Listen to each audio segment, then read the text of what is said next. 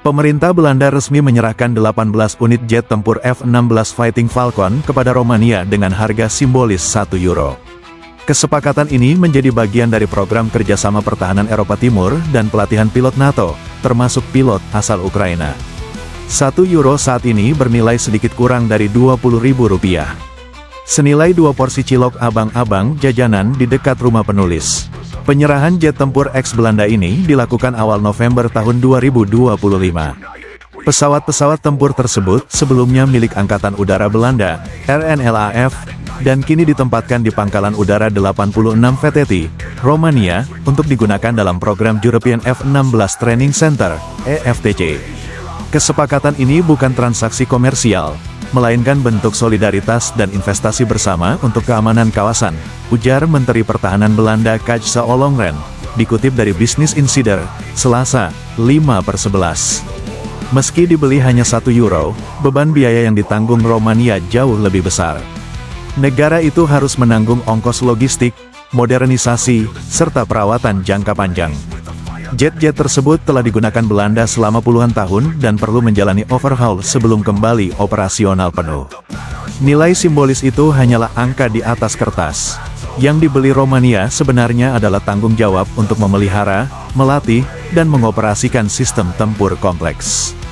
Belanda sendiri sedang mengakhiri masa pakai armada F-16 dan beralih ke F-35A Lightning II. Dengan demikian, pengalihan pesawat ini juga mempercepat modernisasi militer Belanda sekaligus memperkuat NATO di sisi timur Eropa.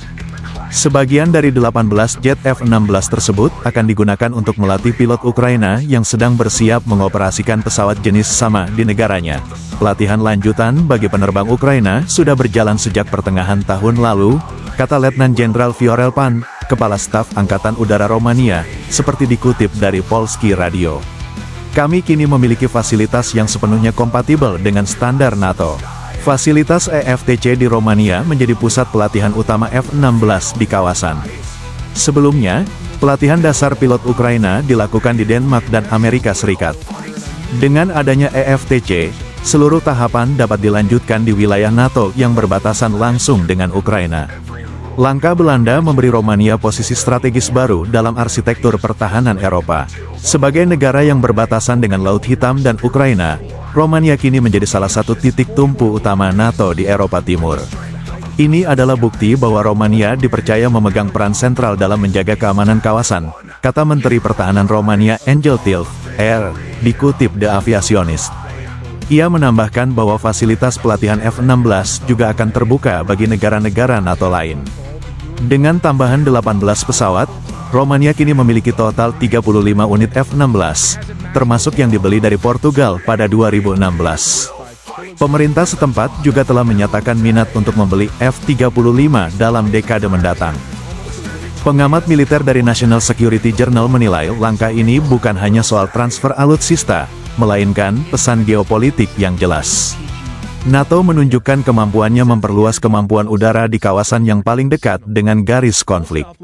Bagi Belanda, harga €1 hanyalah simbol.